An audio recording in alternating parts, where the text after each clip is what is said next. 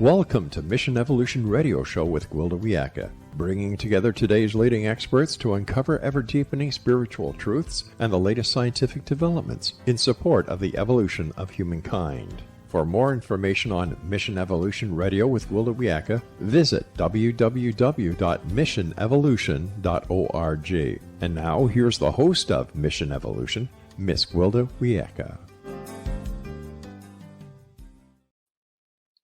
Do you ever feel like the days are just passing by with one very much like the last? Do you have purpose, or are you just wandering through life uninspired? What will your legacy be? Please, whatever you do, don't have a wasted life. Mission Evolution Radio TV show is coming to you around the world on the Exxon Broadcast Network, xzbn.net. With us this hour to discuss having an impactful life is Dr. Lance Secretan. Lance is a spiritual thought leader and authority on creating inspiring lives in organizations whose best-selling books, inspirational talks, and life-changing retreats have touched the hearts and minds of hundreds of thousands of people worldwide. He's the author of 24 books about inspiration, corporate culture, and leadership. A former CEO of Fortune 100 company, university professor, award-winning columnist, author, and outdoor athlete. He's received numerous teaching, writing, and humanitarian awards, including International Craig Award. He's former chairman of the Play It Forward Foundation. His website, secretan.com. Lance, thanks for joining us on Mission Evolution. Great to be with you, Gwilda. Thank you. It's wonderful having you back on. This is such a wonderful topic. So, what's your educational background? Well, I have a PhD from the London School of Economics and a master's degree from the University of Southern California. What drew you into being into inspiration versus economics? Well, I was, as you said earlier, a CEO of a Fortune 100 company. Then I went to teach at university, and that was a big rude awakening for me because it gave me all these books to read, and I was teaching leadership and strategy, and the books I read did not resemble what I'd been doing for 14 years. So I wrote my own book. That became a bestseller. People said, I want you to come and talk with us. So I did, and then pretty soon I couldn't handle my teaching load, so I just started writing and consulting. That's quite the organic evolution there, isn't it? Yeah, but it shows you how out of touch universities are with the real world in lots of ways. So this is an example. Yes, and then people trying to graduate from there and then enter the real world, they have a challenge, don't they? Indeed, because we're not teaching a modern version of what it takes to inspire and build great organizations, or for that matter, families, churches, schools, etc. So, where does inspiration come from? I think it comes from a mixture of things, but it comes from inside mostly. It's not something you do to someone. That's motivation. It's a different idea. That comes from fear. Inspiration comes from love. So you'll know that whatever it is that we love inspires us. I love flowers, for example, so they inspire me. I love poetry. That inspires me. I love certain music. That inspires me. I love certain people. They inspire me. So as soon as we fall in love with something, it inspires us. And by the way, the opposite is also true. Opposite is true how? Well, we fall in love with people that inspire us, and when they don't inspire us anymore, we go away. Kind of fall out of love. Yeah, exactly. So that's the same thing with, shall we say, a restaurant that you fall in love with, that you love, and you keep going because you love the restaurant. Then all of a sudden you get a terrible meal, really bad service. You fall out of love. You don't go there anymore. Gotcha. So it seems like people are falling in love very rapidly anymore. It used to be you fall in love, you get married, that's it for life. And now it's like people are just kind of like flash in the pan. How's that affecting our inspiration? Well, we know, I think now, there's tons of research to know. There's the Harvard study, which is the longest study ever in history. I think it's now 85 or 90 years old. It studied people, graduates from I think the 1939 class, to see what makes them happy. And the one thing that stands out is a relationship. So if we want to be happy, relating with others is important. This, by the way, there's a tangential idea here. Competition, which I'm really newly interested in, is, I think, the opposite of inspiration. Because when we compete, effectively, I want you to lose. So that's not very inspiring for you. So we may get inspired temporarily from our win, but the cost of that is significant. And where we get our inspiration from is from a relationship that we trust. And if we're competing, we're not trusting. Competing is also fear-based, isn't it? Like I'm not good enough unless I rally myself and compete with get better Absolutely. than the guy next to me. Yes. And I contend it's the root of most of our problems. Look at what's happening in Israel and Gaza. Look what's happening in Ukraine and Russia. That's a competitive problem. We're competing for the same thing. And look what's happening in Congress and the Senate, same thing. It's a competition between the parties, not a competition for idealism and the best interests of the nation. And that's basically what our politics have been based on for a long time, isn't it? Right, absolutely. And wherever you, so to pursue this point, wherever you see competition, I think you'll see conflict and you'll see a lack of trust. And we are confusing motivation with inspiration. So when we win a trophy, for example, we're motivated, but we're not necessarily inspired because inspiration and motivation are different in the sense that one is short term and one is long term. Motivation is short term, inspiration is long term. Is that also why we end up feeling kind of empty and going for the next and the next and the next competition to try to fill a hole? Precisely. Yeah, the hole in the soul, as they say. So, what we want to try and do is collaborate more, and that brings us to a place of trust. You see, so if I trust you, I will find you inspiring, and I will love you. How why have so many of us lost our inspiration at this point? I think part of what we've been talking about, because the more we compete, the more we are hostile. I don't know about you, but I'm finding not only is there a polarization in politics, but it's disrespectful too. And so what we're actually doing is the very opposite of inspiration. We are insulting and disrespecting those with whom we don't agree. That's true of racism. That's true of even religions that fight each other and so on. So why we lost it, I think you're seeing very good examples. You may have perhaps seen, as I have, that competition starts very early. Parents teach it. It's also competitive in our junior academic systems. And then even more so, I forget the numbers, but I think only about 2 or 3% of applicants actually get into Harvard. That's competitive. Hmm. And so, we're in a world where we encourage this. Michael Jordan has made, if you can believe this number, $4 billion in Goodness. $4 billion. This is more than the gross national product of some countries. That's what we're doing with competition. He was a fine competitor, a great athlete, but I'm not sure it was worth $4 billion. And therefore, we've created a culture where we're rewarding competition in such a way that it's appealing to everybody, especially, by the way, people with little, because it's like winning the lottery. And then there's the lottery. I mean, there's Yeah, more true, competition. true. Yeah. How can Yes. how can one tell that they've lost their inspiration? What's the symptoms there? There is some great work that's been done at the University of British Columbia by a couple of psychologists where they've identified something called the dark triad personality. The dark triad personality is triad meaning three. So there are three things that evil people do. One is Machiavellianism, they try and manipulate other people. Two is narcissism, they are in love with themselves. And three, they're psychopaths. So they are devoid of empathy and compassion. Put those three things together, that is uninspiring behavior. And those are uninspiring people. And the effect on others is uninspiring also. So we can tell quickly if they show those characteristics, they're uninspiring.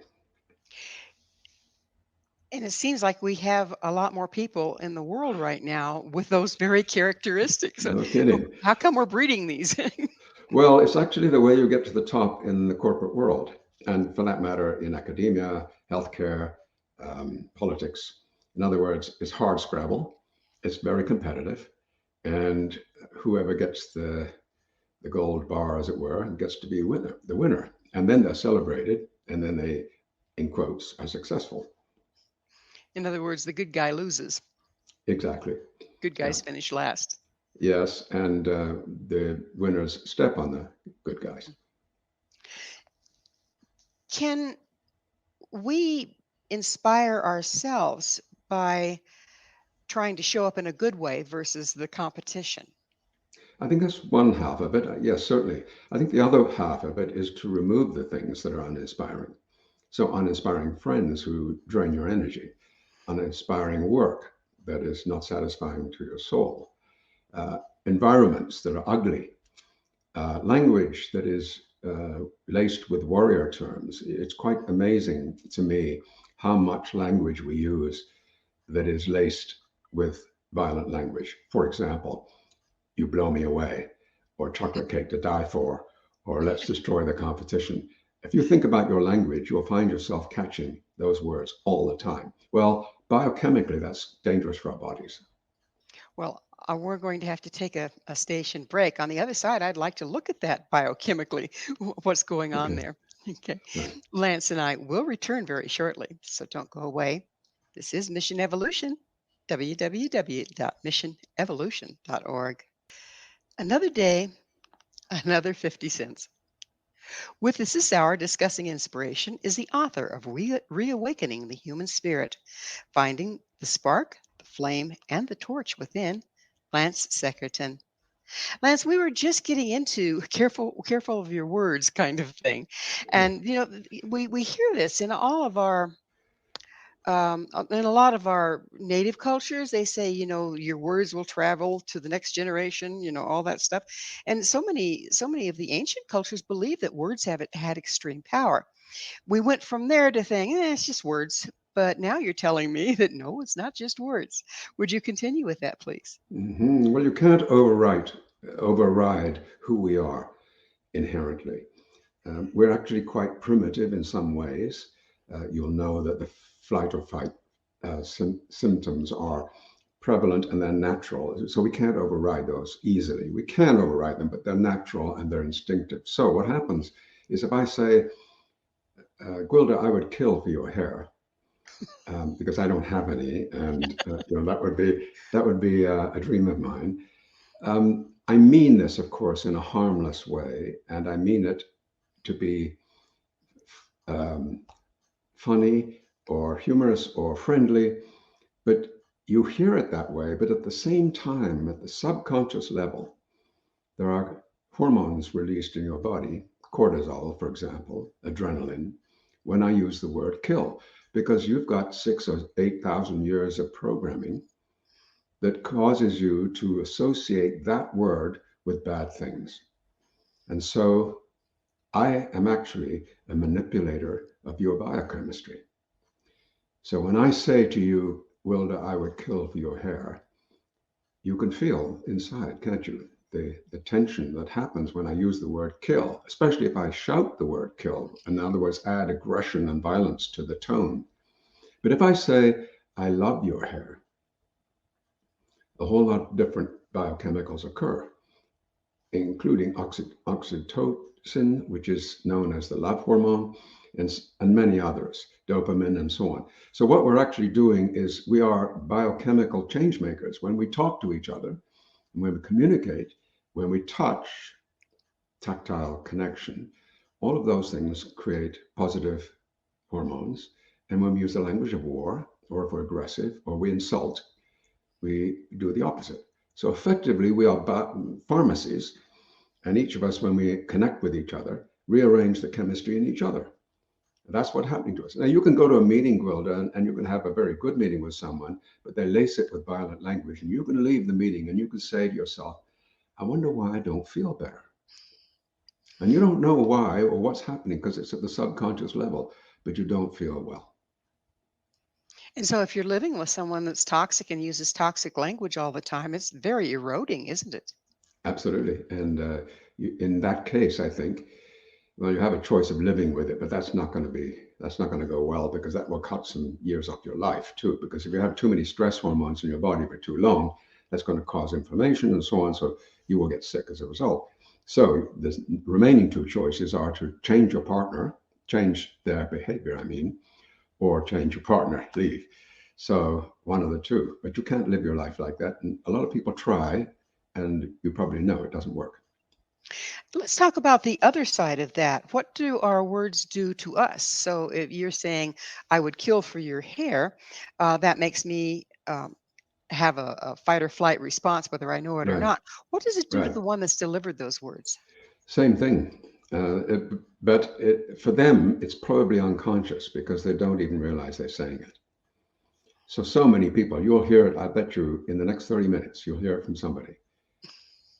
You know, that Almost. it, yeah, it just lives in our language. It's the way we are. So we're so subconsciously unaware of what we're doing that usually when I explain this to people, it's like an aha. They never even thought about the language that they're using. Careful of your words.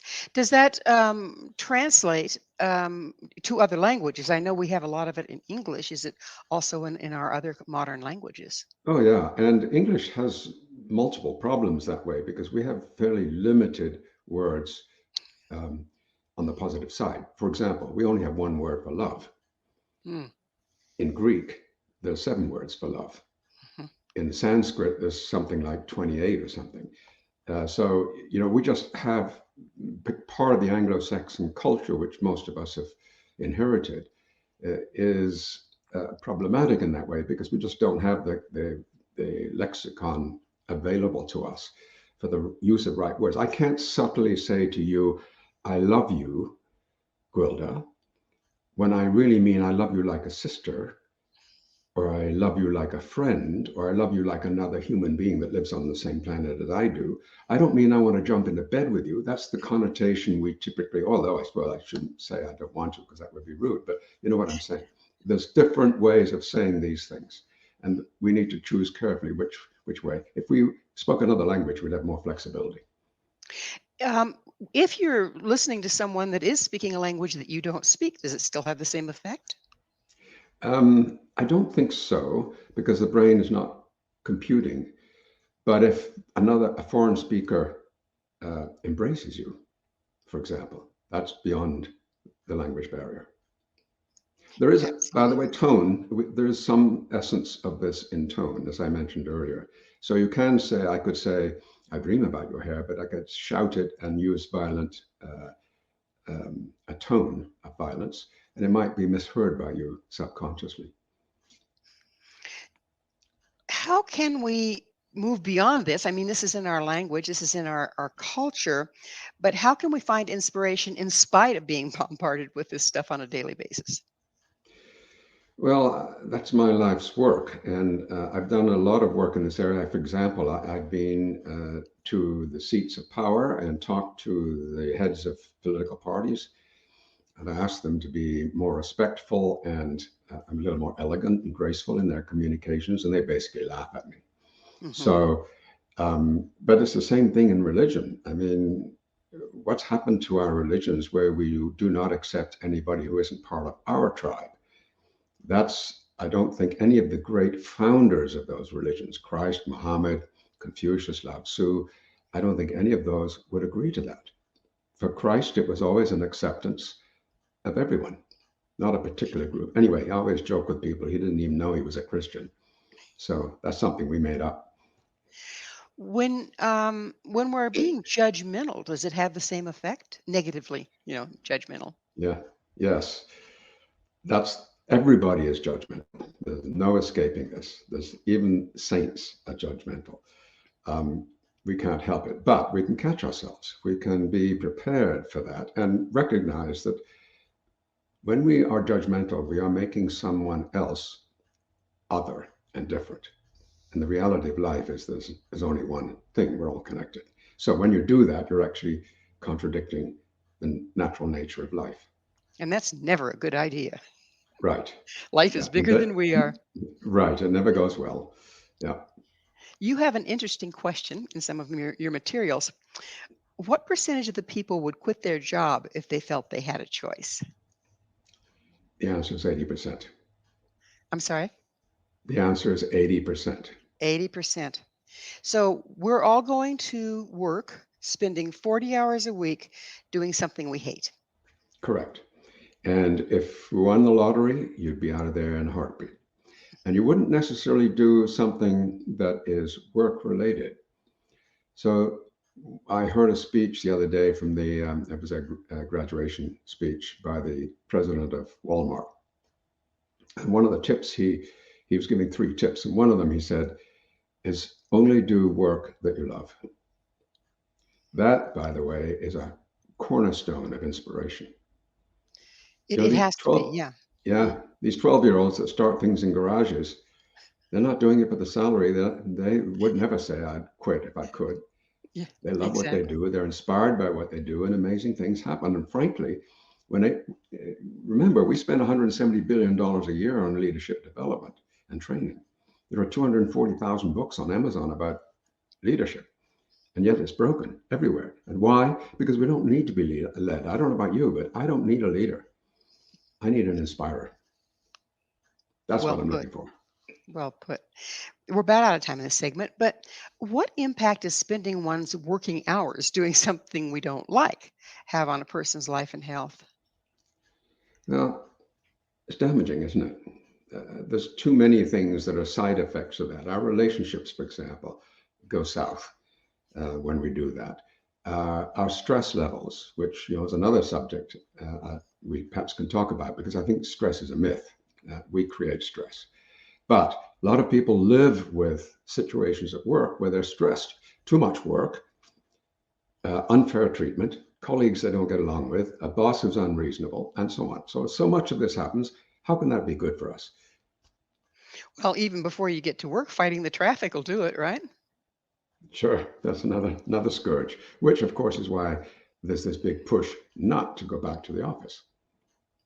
I think a lot of people felt isolated, but then a lot of people felt relieved in a way, didn't they, when COVID had us Yes. staying at home? So, Well, it's an interesting thing, Gwilda. I've researched the term work. You know, the most recent time, or the first time it was ever used, was in the 1600s. If you think about it, before that, we didn't go to work. There wasn't anywhere to go to. Like if you were a blacksmith, it was in your backyard. So we didn't have factories, we didn't have offices. So we've invented this word work, and it's very recent. Now, look what's happened with the beginning of COVID. We're going back to where we were 400 years ago, right? We're it just was working a from home like we always used to. That's our natural place. Everything else is unnatural.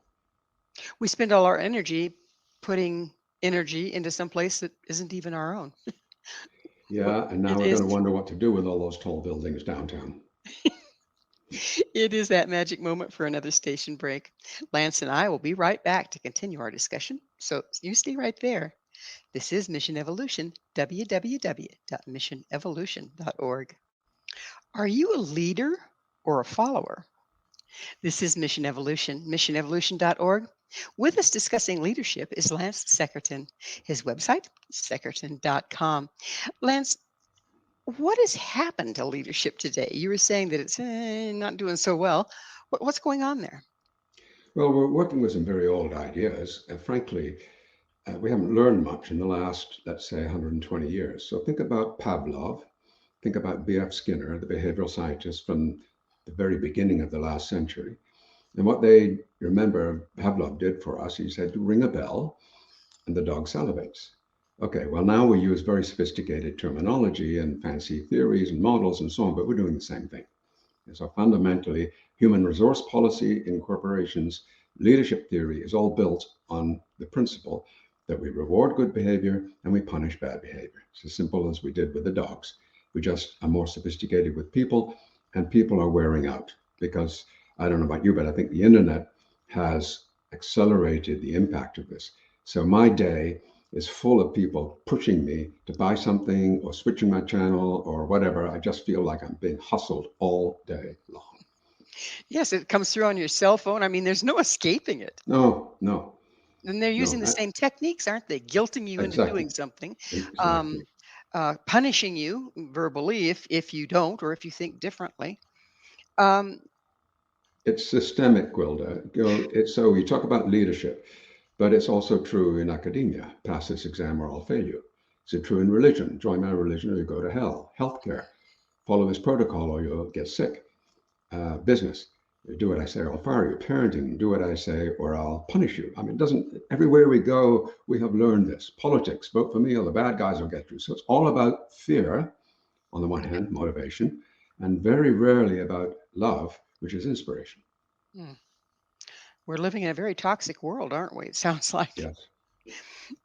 If we're talking, well, as we speak of this, it feels very stressful, which leads us back to talking about stress.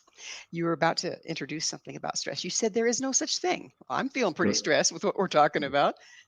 Well, stress, depends what we mean by stress, but stress, I think, means for most people that they feel frazzled, uh, out of gas, burned out, probably tired, and so on. But there's also the immediate stress. So the example I use is you're on the freeway and some guy in front of you suddenly cuts you off or spins in front of you. And you get that feeling, right? It's sort of like an electric charge that goes through your body. Adrenaline is pumping through, and you feel very stressed. You think the guy's a maniac.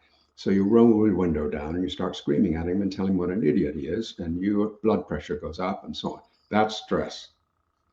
Now, that was your choice. You chose to do that. You could have said, oh, I wonder if he's having a bad day. I'm really happy that I am not having a bad day. I'm having a good life. I'm going to continue enjoying it. You could have chosen that too. The circumstance didn't change, but your reaction did. So stress is actually a definition of how we react to situations. So if we choose to react positively or benignly to events that we're not happy about, stress goes away. But Simple as that. it's very stressful to take the time to block your feelings, to hold them back, to make that choice. I mean, that's We get stressful. we, we get used to it. You It's used to it. you know it's something we learn, but as Viktor Frankl said, we have power to control the gap between an event and our reaction, and There is a that's gap what. there, isn't there? Yes, there is. You have time, and it only takes a moment. After all, it didn't take them any moment to scream and yell at him. Why would it take any longer to do the opposite? When you're living in a volatile situation, that's stressful. How do you work with that? In other words, your spouse is, you never know what you're going to get. They might be sweet one day and out to get you the next. That's stressful. Is there a way to deal with that within, or is it time to look at getting out? I'm not a marriage counselor, so I don't know the answers to these things.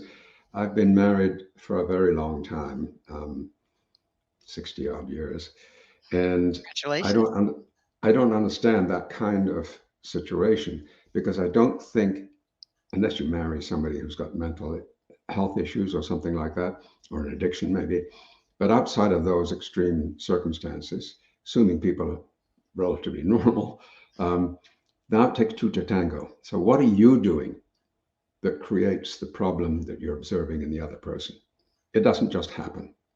It happens because of a reaction. So what's the reaction to? Are they jealous? Are you pushing their buttons? What are you doing? And so ask yourself that question. Don't try and solve the other person's problem. Solve your own problem. It's the only place we have control anyway, isn't it?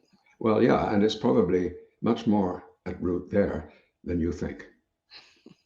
So if, say for instance, let's go back to the person that was cut you off in traffic and you get all mad Yes, and you're yelling at them. And you take that moment to make the choice to not go there with it, to say, well, maybe they're rushing their wife to the hospital. Who knows? right, exactly. Yeah. How long does it take to um, de-stress? Okay, so because you've had an adrenaline reaction, they probably scared you. Long does it take to de-stress once you start to have practice? Can you start to get out of the fight or flight quicker and quicker when you make that choice? Yeah, I think that we've had a couple of examples, Gwilda, where we've been live or almost live, and then my mic doesn't work. Well, I could stress, couldn't I? Or I can simply say, okay, I got to fix that. It's no problem. And I'm with somebody who knows what they're doing. That's wonderful. So it's just a choice. I think the answer to your question is nanoseconds. It may take you a long time if you've never done it before, but if you're used to doing this and choose to do this, I just choose not to live with stress. I know the effects of stress. It's very bad for my body. I'm 85 years old. I'm an athlete. I'm healthy. And I take care of those things because that's what actually impacts how long we live and how healthy we are. Really good advice, and yet we're living in an environment that kind of promotes the opposite. Well, because, yes, follow the dollars. Follow the dollars, isn't that the Yeah. truth? So, how can we broaden? This is one of yours. How can we broaden horizons through our choices? How can we broaden our horizons through our choices? I think that everything is a choice. Everything. Even the worst situations in the world, somebody has chosen that situation. Someone has chosen to live in that place where I live. I have a home in Colorado and a home in Ontario, Canada. Both of those, coincidentally, I didn't choose this, but both of those are very high. I am not concerned about rising sea levels. I am concerned for everybody else, and that's a concern, but not for me because I am at 1,300 feet in Ontario and 10,000 feet in Colorado, and I'm pretty happy that I'm not on an ocean coast and so on. So you want to live in Florida in a swampy area, fine, dandy, but you need to understand you're not going to be able to live there long and you won't be able to get insurance. So why would you go there? That's a choice. And thousands of people are migrating to Florida, to these coastal regions. And I have nothing against Florida. I just think it's a dopey thing to do when climate change is going to raise our sea levels. So it's a choice. Well, denial sneaks in here. Okay. It's not a river. No, not it's not a river in Egypt. So, when we're in denial, what does that do to our choices? What does that do to our stress level? And what does that do to our ability to go in a different direction? Well, I know you're not being interviewed here, but why are we in denial? I mean, if I have this guy cut me off in the traffic, am I going to deny that? I mean, that's reality. That's actually happened. I can pretend it didn't happen, I suppose. So what am I doing now? I'm hallucinating. Well, there's this denial in the sense of, no, that didn't happen. It's not that bad. Um, um, it's his fault that I'm upset because he cut me off. That's also kind of a form of denial, projection, Yeah. right? Yes. Yes. So, does it come back down to owning what's going on? Yes. What can I do that would be different so that this problem doesn't occur? I'll tell you, and probably all your listeners will turn off the program immediately after I say this. But some years ago, after 9/11, I was making a speech to 3,000 people, a very big conference, and I made the comment that America's behavior has played a role in what happened. People don't just get up in the morning, get on airplanes, and fly into tall buildings. That doesn't happen. It doesn't work that way. Something happened that pissed them off so much that they got so mad they were willing to die. What was that? And I'm not pointing a finger at anybody. I don't know what it was, but it didn't just happen. These things do not happen in isolation. So we have to look at ourselves and say, what do I own of this? How much of this issue is a problem? I'll give you another one that's current at the moment. The war in Ukraine. Russia thinks that NATO is pushing too aggressively towards their territory. And an impartial observer would say they're right. Why shouldn't we sit down and say to Russia, just a minute, what would look right for you? We can work this out. And a little compassion, a little equality in terms of we give a little, you give a little, we'll get there. Instead of killing literally what's going to amount to millions of people. And isn't that been the question across the ages? We've been a Yes, warmongering species for as long absolutely. as we've been around. Yeah. Yeah. Yes, but it all starts where we started this conversation. Starts right in the Hat family. Even you don't do things as well as your brother does. Oh, okay, that's Time competition. time to Yeah. compete. Well, it's time. Speaking of competing, it's time for another station break. Please stay with us as Lance and I continue to explore life purpose This is Mission Evolution, www.missionevolution.org. No one lives forever. What will you leave behind? This is Mission Evolution, missionevolution.org. We're continuing our discussion with Lance Secretan. His website, secretan.com. Lance, how can we inspire ourselves to live an exceptional life? I think by surrounding ourselves with inspiring people is one way. And we aren't discriminating enough, I think, when it comes to that. We should choose our friends carefully and our family, of course. Um, it's said, isn't it, that we are actually the sum of the 5 closest friends that we have. Mm. So we absorb, what they are, the best features of what they are. Most of the time, sometimes not best features, but most of the time best features. And so that for me is very important. I choose to hang out with whom I want to be. I also want to remove, as I said earlier, toxic things out of my life. So for example, I do own a TV now, but I haven't had a TV for about 40 years. So, and I watch it maybe twice a week, if that. I just know that watching the same blood and murder and car crashes and wars over and over and over is not doing me any favors. And I can pick up my news in writing more easily than that, without the visual horrors and all of the drama that goes on there. So that's another example. I think that surrounding ourselves with nature is another very important. We are part of nature. So this is our home. So when we're in a forest or field or in the ocean or on a beach, then we are connected to where we came from and who we are. And all native peoples know that, the sacredness of the wild. And that's what we've lost because we've concreted most of that over. Well, I'm glad you brought up nature because I'm a nature buff, live out in the middle of it. Right. Um, and one of the things I love is watching. I put food out for the ravens and the wild turkeys and the fox and Right. I originally put it out for the ravens, but everybody else comes and dines. And I can look out there at any given time and see a wild turkey right next to a fox, right next to a raven, right next to a squirrel. No, occasionally there'll be a peck. That's my piece. But Yeah. they just peck enough to get them to go, move off and go find your own, Right. rather Right. than this vendetta that we see Right. happening in our world. Yeah. Yeah. If we could just emulate that a little bit more, wouldn't it be a wonderful thing? Absolutely. Absolutely. Or even if we were to follow any of the scriptures that all of the great faith leaders and philosophers have invited us to do, instead of some other format that we've chosen instead. So, what's the largest factor leading to a wasted life? Um, Not creating a dream, and then even if you have a dream, not doing what it takes to meet it, to realize the dream.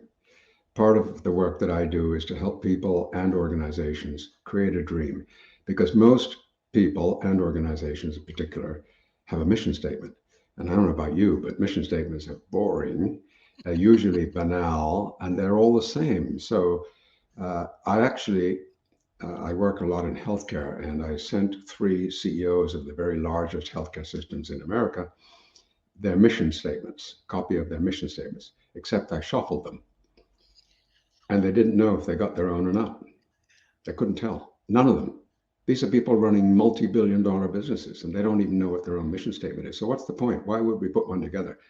Now, when you wake up in the morning and you say, I'm going to work for a company that has a dream, that's a whole different idea.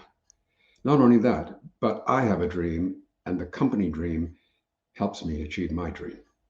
Now we're on an entirely different level. A dream is a core part of how we become inspired. Most people are not inspired because they don't have a dream. There's the saying that without vision, the people perish. How does the vision compare with the dream? I think it's the same thing, just nomenclature. But one of the things about the mission statement is that is a really old term. By the way, like a lot of things, it came from the military. Most of the things we've learned about running businesses were designed by the military. You've heard of Mission Impossible. That's mission. What is the mission? The mission is to take over this city or invade this country. That's the mission. So mission has meant something for the military, but now it's been imported into the corporate world and it means something entirely different. And usually it means to be the best, the largest, most profitable, best customer service, that kind of stuff. But that's not a dream, because you asked, you made a comment earlier about legacy. Legacy is one of the things it is anyway, is the realization of your dream. So if I have a dream personally about my work, for example, what I want to accomplish in the world while I'm here, that will be my legacy. I love the word legacy and I love the concept because we can Hmm. just stagger through life and then we get old and we look back and we go, What what did I happened? accomplish? What did I accomplish? Right. So That's right. I worked a 9 to 5 and then I retired and now what? You know, Well, a I lot had of all people these dreams that disappointed. we have all these Right. dreams that we set aside until they're stale and they don't inspire us anymore. Right. Yeah. Right. How can a person find their life purpose? Let's talk a little bit about life purpose because it's a big buzzword, but how can you figure out what your life purpose is?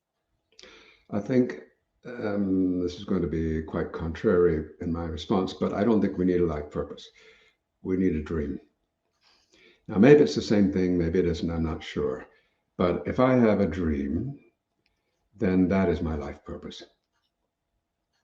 And I Can that think we've got a lot of recent stuff about my why, that's a popular term, or purpose, which is also popular. I think it's overdone though, and I think we kind of pick up these ideas and we commercialize them to the point where they're not useful anymore. Another example of that is mindfulness. Mindfulness is a modern commercialized version of meditation, which is a sacred practice. And to put it into a corporate setting and say, if you're mindful and you practice mindfulness, you'll be more productive and you will achieve better results. That's not the point of meditation. So this is an example of where I think with purpose and so on, we've just commercialized an idea that doesn't do well when it's monetized. can our dreams change and evolve? Absolutely. Mine have. Yes, And absolutely. is it important that they do? Well, if you're dynamic and evolving, yes. I mean, if you're static, no, you'll have the same dream all your life. But maybe, if you're lucky, you'll accomplish a dream within your lifetime, in which case it's time for a new dream. Or the environment changes and the dream isn't relevant anymore. So you have a new dream. I had a dream a long time ago, 30 years ago or so, to live in Colorado because I'm a passionate skier. Now, I didn't have a home in Colorado. And I remember saying to my wife at the time, well, let's take a sabbatical. But a sabbatical turned into let's buy a house and let's live there for half the year.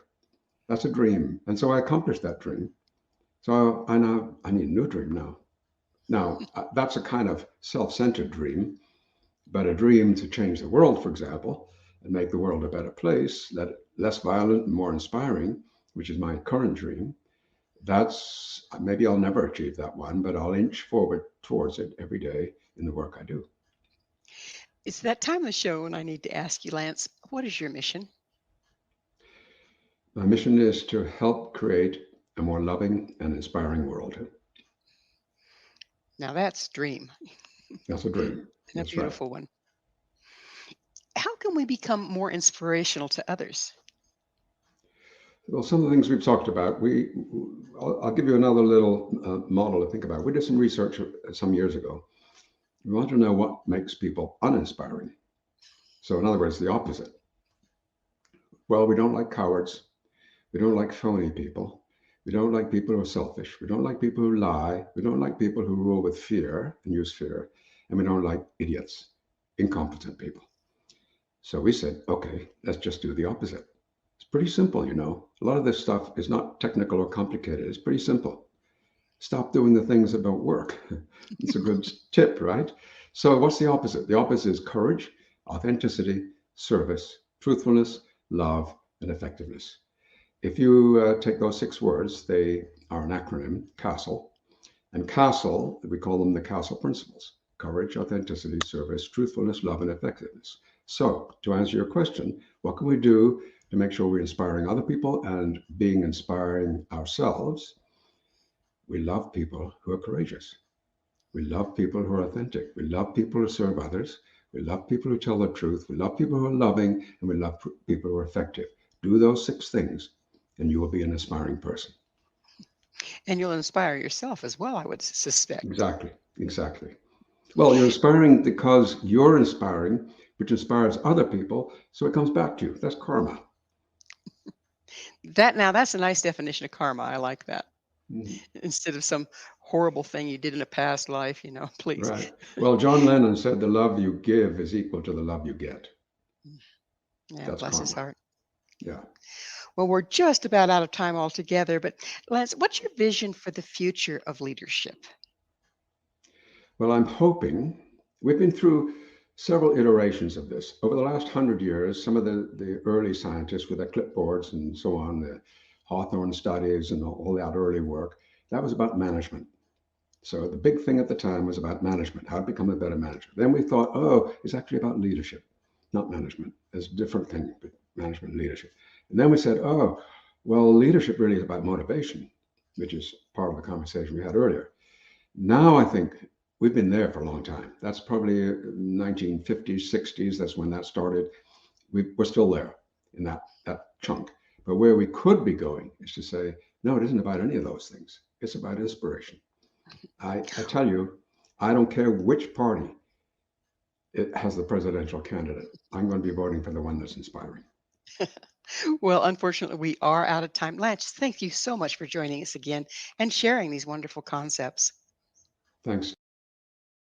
Our guest this hour has been Lance Secretan. Lance is the author of 24 books, including Reawakening the Human Spirit, Finding the Spark, Flame, and Torch Within. To find out more about Lance, his website, secretan.com. This has been Mission Evolution with Gwilda Wiyaka. For more information or to enjoy past archived episodes, visit www.missionevolution.org. But be sure to join me right here next time as we share inspiring people, inspiring ideas, and tools to navigate our world.